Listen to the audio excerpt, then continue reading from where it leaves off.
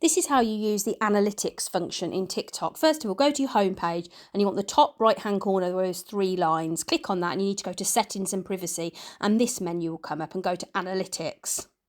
Then you'll see this menu and you can see that we're on overview at the moment. There's all sorts of key metrics there that you can look at. Then you can change the dates, just like many other social media platforms. So I've changed it to 60 days and there's my analytics. Or you can do a custom date, which I'm just going to select here to just show you how to do that and update. And that's going to be custom for those dates that I've selected. You can then look at content and it shows you your trending posts, which for me, this is just what comes up, just to show you. And then you can also look at followers as well. So you can see my follower number. It will give you insights into the gender of your followers, when they're most active. You can look at day, hours and days as when they're most active. You can look at top countries. So you can see that mine's United Kingdom, 67% of my followers. You can also look at top cities. So bar the very top one, you can see mine are London, Birmingham, Northampton, Bristol. You can also see the age of your followers, and that's what mine is. So there's a whole host of information there that you can use, which is brilliant.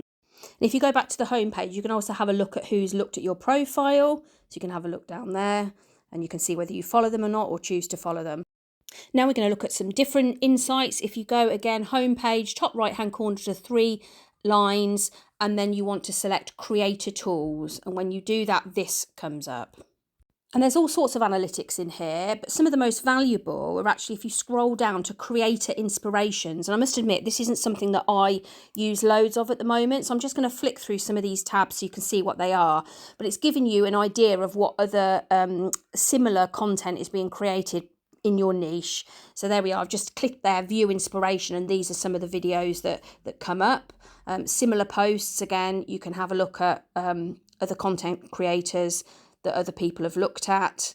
And now we're going to look at insights and analytics for an individual video, so you can use these to improve performance. We're going to have a look at this video that I made about my daughter's school skiing trip.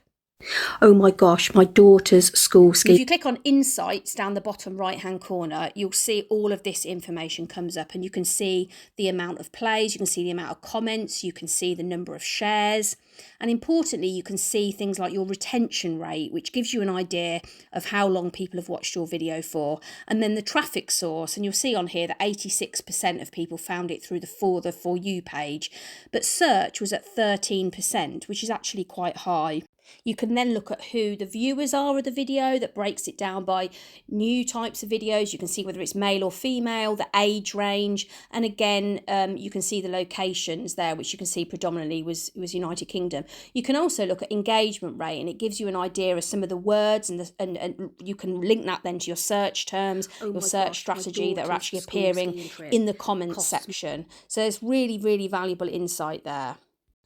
We're now going to look at a contrasting video. That last one I showed you, it had an awful lot of views, and the analytics support the reason why this video we're going to look at, you'll see, has not been nearly as successful. So we're going to click on the analytics, and you can see it's only had 424 views.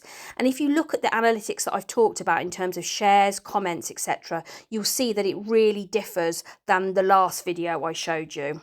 So this one has only got 55% on the For You page, and the rest were found through the personal profile, which means people were directly looking at my profile following a talk that I did. And we can compare these analytics with the previous video that I showed you. And on here you can see this video had nearly 80,000 views. And look at the number of shares, 62, 92 saves. And that then supports, when we scroll further down, you will see that there's a much higher percentage that was on the For You page. And actually, importantly, that 13% from search, which, because of everything we've talked about today, how important TikTok is as a search engine, you can actually see why that will have performed much better. You can see there 13% was found from people searching on the search term ski trips.